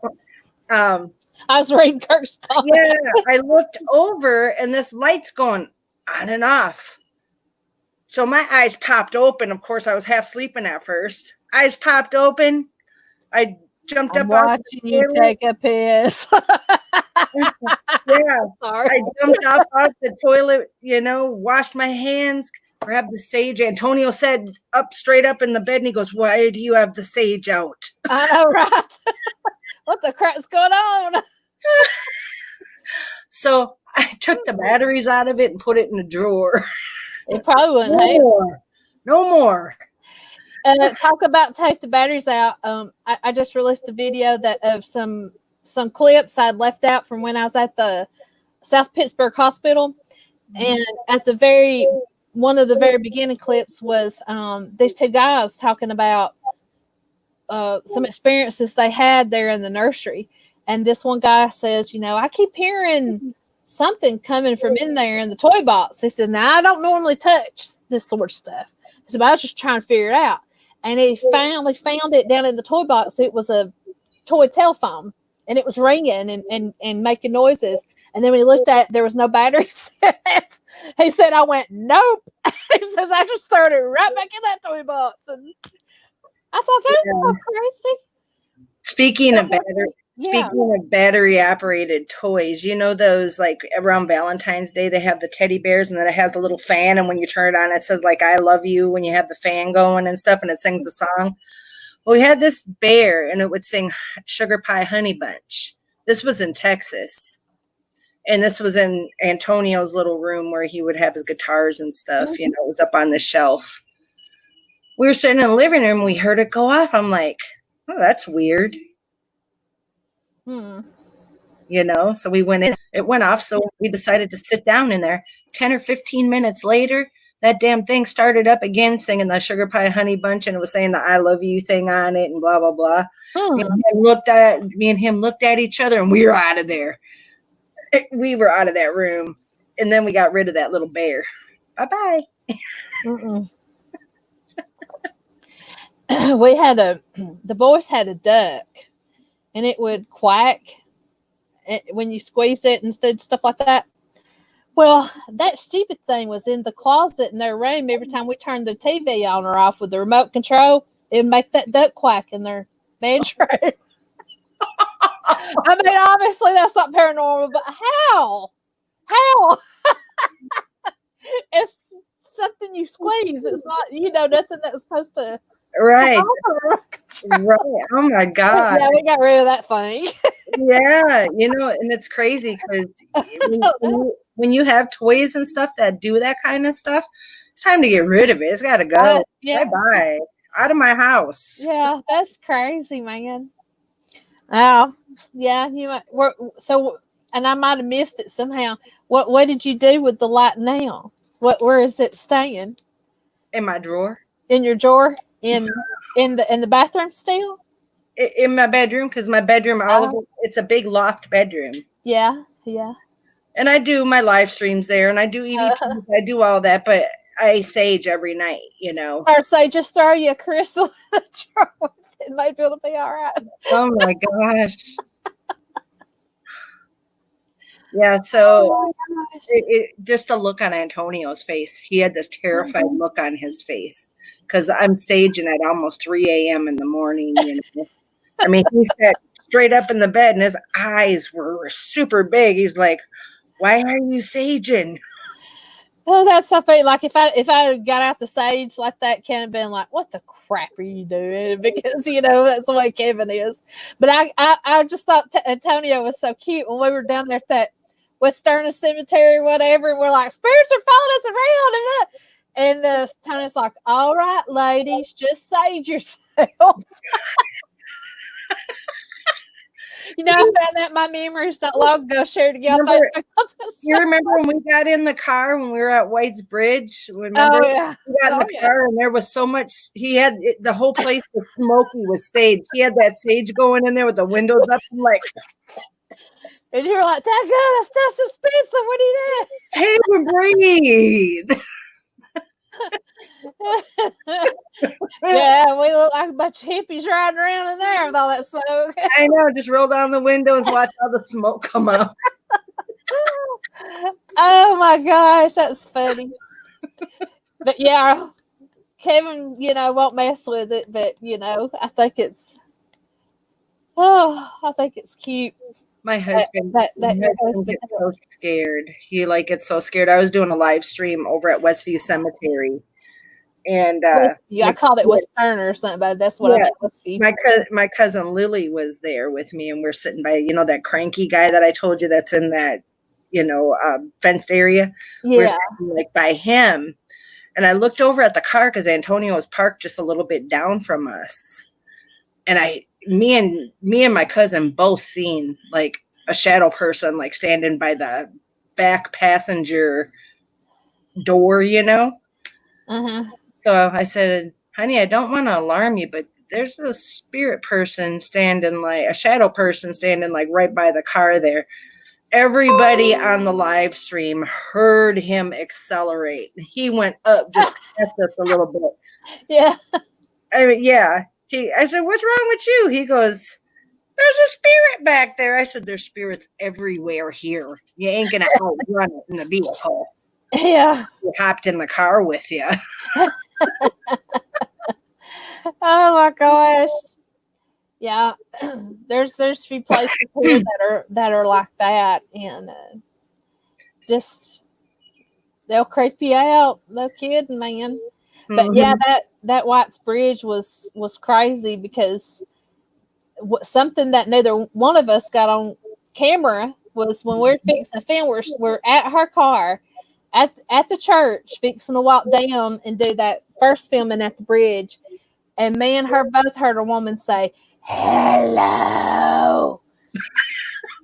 It's and good. I looked at the other one did it, you know, and I was like, look at her. I said, "What are you trying to do?" And she just looked at me going, because she knows if I'm asking that I didn't too. And they were like, "Antonio, did you hear anything?" I didn't hear anything. And I don't know how he didn't hear anything. He was standing right there beside us. I know. We were the only ones to hear that. But if you so crazy. But if you watch Antonio, he is really super scared. He is so scared. Oh my gosh. He didn't say it, but you know he is. He's trembling in his boots when he's out with us. Oh, because right away he's like, I know, right away he's like, "You got the sage? You got the sage? You got the sage?" Yeah. Got plenty of it. But there's been a few times where I've been to places and I've come home and Kevin's like, you did sage that stuff for you brought back in the house. And there's only like twice maybe he's asked me that. But other than that, he really don't say anything about any of it, because he is that why you don't see him? If you're talking about my husband, Kurt, he wants absolutely nothing to do with that, what I do. He doesn't. I say, Jeannie's husband goes out and Tyler's out. Well, that's them and their husbands. He says that. Well, number one is he's very shy and he doesn't like to be shown on camera, and that's the way he's always been. And I'll say, you can just sit in the car while I go out or whatever. And he says, that's your thing, not mine. And that's what he always says. So that's why I can't get nobody, but get it. Yeah, but get it though, because like he wants to gripe and moan when I go out to these places by myself. Mm-hmm. But he won't ride there with me and just stay in the car if he don't want to get out. All he has to do is sit in the car. Yeah, and I'm like, well, if you don't want me go, you know, and you don't go with me, then it's your fault. You're not going to blame me for it, and it's just a big thing. So, you know, when we go to the cemetery up the road from me, Antonio, he sits in the truck. Yeah. I sit over there by myself. Yeah. You know? I mean, Antonio does get out and film sometimes, but yeah, there's a lot of times he sits out there and he'll sit in the vehicle because hi, Marlene. He's a chicken poo-poo. Well, Kevin's not chicken. It's just that I don't know. I mean, maybe he is. I mean, you know what I mean? Like, I know number one thing is he don't want to be on camera, and where we live at, he's probably afraid somebody will say, "Oh, I saw you on Jessie's video ghost hunting," and he'd probably die of embarrassment, or, you know, there's a whole host of things it could be. You don't want to be known as Kevin the Ghostbuster. No. No. Oh my gosh, that is too funny. I know, and he's just, yeah, like it. Even trying to make family photos, he don't like doing that either, because it's a picture, and he's just so weird. And I'll say, "Here, take us." And we hadn't had like a selfie done or whatever in a while, and every now and then he will, but he'll roll his eyes and moan about it. So, but like I said, you can sit in the car. You ain't got to get out. Well, and that's the same with like Antonio now. Kirk said that Antonio goes to the cemetery and Bridge, but not with Jenny and AK. Well, he did go with us. Well, not to like Central State Hospital because we actually stayed out there. But and he stayed here with the animals. But Antonio, he'll go and he'll sit in the vehicle. Like when me and AK Explorations, when we went to the Bridge, Antonio sat with the truck while we made that that journey to the Bridge, but I mean he's pretty good at going with us. He just don't like to he don't like to get into the midst of what we're doing. He went with me and Marie to Spook Bridge, and he was scared. He was nervous. Like he was really scared. Oh my gosh, that poor guy. But he's so tough. I mean, he could beat up any ghost. He don't need to be scared. Well, he always says, "Well, I got the gun." Well, okay. Well, what are you gonna do? Shoot the spirit? Comes at you, gonna shoot that spirit? I don't know what the hell you're gonna shoot. Maybe whatever, but it's good for a human person that's gonna harm us, but like spirits, you can't use a weapon. Very true. Very true. I had my hair cut. Oh, I like it. I do like it. I couldn't tell with the name banner under your name. You couldn't see the length of it too good, but I see it now. I like it. Yeah, I got mine cut some. Kids but have cat. And I said, "You know how my face grows like it's got fertilizer on it?" And I said, "I had to get it cut. It was so dead." Yeah, I know. I felt like every time I combed my hair, I was like raking the lawn. I know, right? And you could hear your brush. So I had like 4.5 inches cut off. Wow. Yeah. And it's a lot faster to fix too when you gotta fix it. Thank you, Thomas. Yeah. Spray it with holy water, says Marley. Yeah, tame our hair down. I got some holy water from Fatima I bought through Etsy maybe or eBay. I don't know, but it's just little. So you said you were gonna send me holy water a while back, but I never got any. And there was a lady that her shop's about an hour from me, and she used to have some for sale, and she hadn't been to buy any in so long, and now her shop's not going to open. She hadn't opened back from COVID yet. I think it's going to be 11th before she opens back.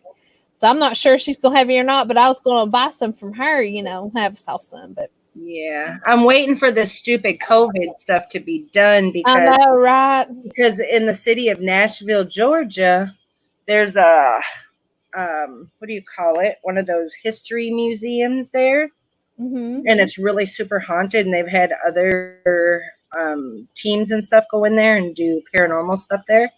And I had talked to the guy that owns the place, and he said when COVID ends, he would get a hold of me and I could do an overnight investigation. Oh, that would be cool. Yes, because there's so much old stuff there with attachments. Yeah, yeah. So I'm sitting there going, yes, hurry up, COVID, go away. Yes. Right. Isn't that something? The thing is, I'm just so tired of this. It's got to go away. Oh, that's getting old. It's got to go away. Yeah, it's crazy.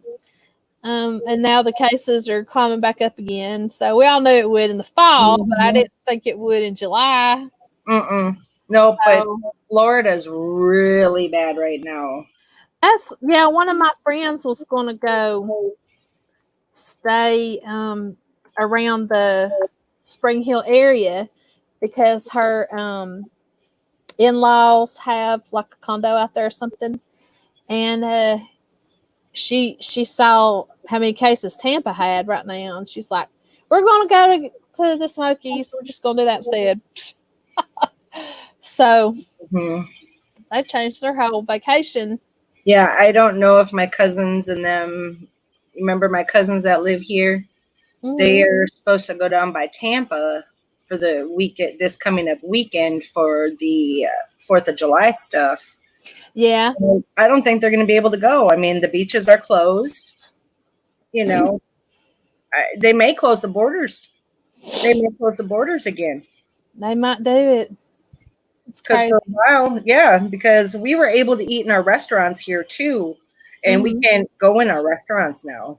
Yeah. So some of them have closed back here. Some of them are still open. But from what I understood, they weren't letting, because, you know, I'm right here on the line with Georgia and Tennessee, and I think they weren't letting people into Georgia at one point. I'm not sure about Tennessee, but I can't remember for sure what they said about that. So, yeah, it's bad. I mean, I guess it mutated and got worse than the spring. Yeah, and my sister works in a nursing home, you know, and she's had to call at least one family to tell them that their loved one passed. So it's not easy, you know, and it's sad. So, and so sad. Oh my God. I don't think people are having funerals right now neither. No, yeah, and well, I'm not sure that they might be doing something here, but I don't know exactly what. But yeah, my stepnephew that was murdered here a while back, they didn't have funeral for him. They couldn't because it was right in the middle of all that. And I'm trying to think what else. One of Kyle's best friends is getting married, and his little bride to be they're having some sort of drive-in bridal shower. I don't know. What do you do? Drive by, throw the present out the window, and keep going? I mean, how do you have that? I don't know. And they're having drive-in church services here. Drive by and whip the present out the window. I know. Yeah. Make sure it's not breakable. And the church services are drive-in church services, which I don't get because they have them on Facebook Live. What do people dress up and go to the church just to sit in the car and leave? I mean, I don't know. I mean, another thing too, they're talking about drive-in concerts. Oh yeah. The heck? You know how many fights there would be because somebody would come in with a real tall truck or something and block a small building? Yeah. Oh my gosh. You know how many vehicles would be getting jacked up at a concert? From people having too many of drinks and, you know. What's Shorty doing? He was sleeping until I woke him up when I paid his little noggin. Well, I'm going to jump off of your screen here. Thank you for having me up here. Well, thank you for coming on. It was nice talking to you. I'm fixing to end this. We've been on here a good bit, but it was nice to talk to everybody. Yes, definitely. It was nice meeting everybody.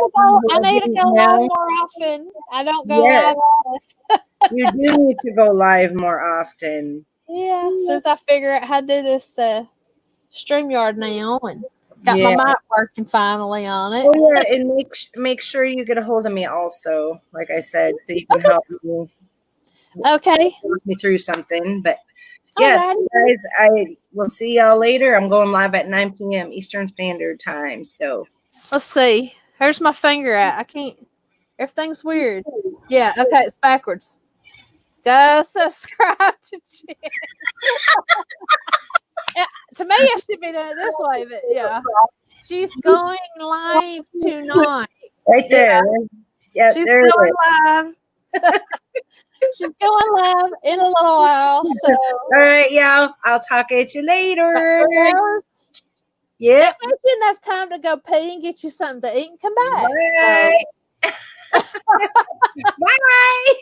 Bye-bye, Judy. All right, guys, we're heading out, I guess. We're heading out. Listen at me. I'm heading out. I'm going to get off here. I want to thank all of you again so much for being in here. And I'm going to try to start doing that more often. I know y'all missed the live ghost stories. So I hope you enjoyed the way I did it. It's a little different than the way I've been doing it because with StreamYard, you can play a little bit more with what your guys are being able to see. So I love each and every one of you. And hopefully be able to post a regular video soon if it ever stops raining for me to go film. So that's one good thing about doing live streams. As long as you got power and internet, you can at least do that if you can't post a regular video. So this Saturday, it is the 4th of July. But I am still going to be showing a movie on my second channel, Jesse's Paranormal Movies. It's going to be the horrible Dr. Hitchcock. It'll be another Barbara Steele movie. I had never actually seen it before until I recorded it to show Saturday. So if you don't have anything going on Saturday night, you don't have the fireworks going on, or you just want to hang out with people and you don't have anybody to hang out with, or maybe you want to play it on your TV and watch the live stream with your family, 8 o'clock Central, 9 o'clock Eastern. My second channel, Jesse's Paranormal Movies, the horrible Dr. Hitchcock will be there. Now, the next weekend is when I'll be at the Hell's Bar Down Paranormal Convention. I'll be speaking at that convention, and it'll be on Saturday night into Sunday morning. And I have talked in the last live stream on that movie about possibly just not doing a movie at all. But I'm sort of thinking I might do it Friday night instead, since I won't do Saturday. So I don't know. I haven't decided yet, but I'll let you know for sure on that. And so if I don't get anything recorded for you for the main channel video wise, just regular Paranormal Adventure videos, if I don't get anything recorded for you this coming week, then I'll definitely have some stuff for you from the Hell's Bar Dam for sure. I'll probably have several videos out of that between the convention and the VIP ghost hunt and all that. And I got my infrared light for my camera now so I can see in the dark. Holla! So, yay! Thank you, Kirk. I love it. Jessie fam, love it. Get spooky.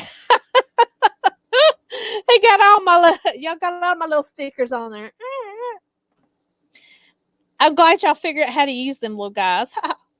So yeah, there's a few of you in here that I couldn't make mods until you commented. So since you have, I can go back and fix that for those of you, you know who you are.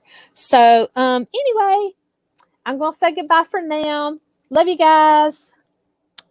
Love and light to you. And I know it's the first of the month for those of you that are patrons. I pull cards for my patrons. For my members on YouTube, I do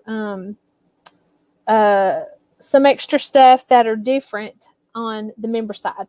So, but the ones that are patrons that actually get cards pulled, if I don't get that done for you today, I will before the end of the week. So be looking for that. And I will talk to you guys later. I'm going to get with Jeannie and see what it is I can help her with. And hey, Adrian, fixing to get off here, but you can rewind it here in just a second to see what you missed. And Shorty says bye. Say bye, Shorty. Look up here. Say bye. Bye-bye to everybody. Anyway, so don't forget Jeannie tonight, and I will talk to you guys soon. Love you. Bye-bye. Thanks for being here.